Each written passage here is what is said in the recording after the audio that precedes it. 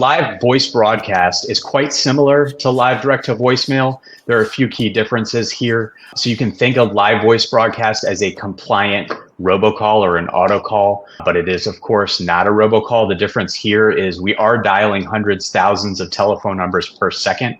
But again, we are delivering a live operator's personal voice message. So it could be the candidate again. It could be a volunteer for the campaign or professional voice talent. The difference here between direct to voicemail, we're not sending this personal voice directly to voicemail. It is going to live answers and to voicemail. And we can also deliver it to landlines. So yes, you could still send out a robocall message to the landlines, and you could send out live voice broadcast or direct to voicemail for the mobiles, but you can do this to both as well. So it's a much more cost-effective way to send out, again, personal voice opposed to using a professional live call center. The thing here as well with live voice broadcast is there's some additional functionality.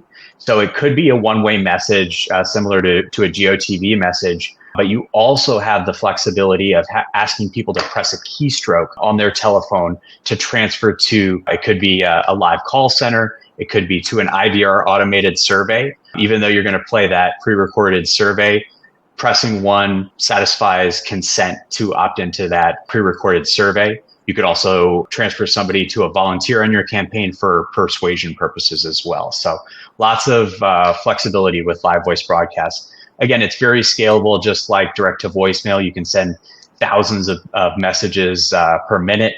It's compliant, it's live voice, it's cost effective, it's time efficient for the candidate. Kurt, maybe start by talking about that last point, trying to turn out in-person attendees for a U.S. senator for their bus tour.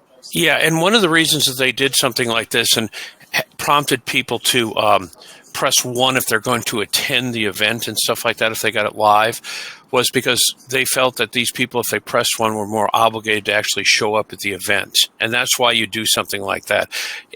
You also do get a list of people that are going to show up, and that's helpful as well. They're going to be a little bit more active of a potential voter or whatever the case may be.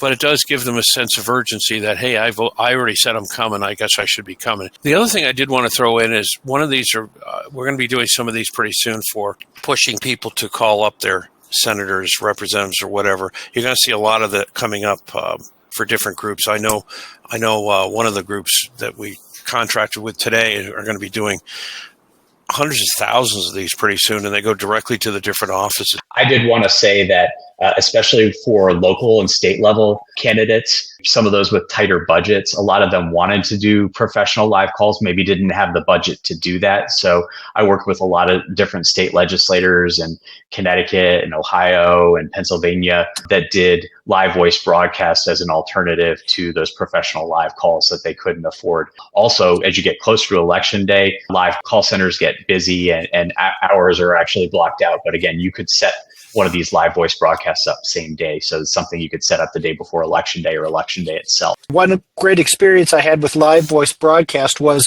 I chased an email fundraising appeal with a live voice broadcast from the candidate, and the candidate got calls back because they missed the call from the candidate. The candidate's name came up on the caller ID. So that was a great experience for that candidate. Another thing that's a little bit more novel here is we actually had organizations use this to register voters. So they were calling potential voters that had not registered to vote before, and they transferred them into an IVR where they could go through an automated process and register to vote. You did the same thing with the live call center there. So it's also a way to pick up more surveys.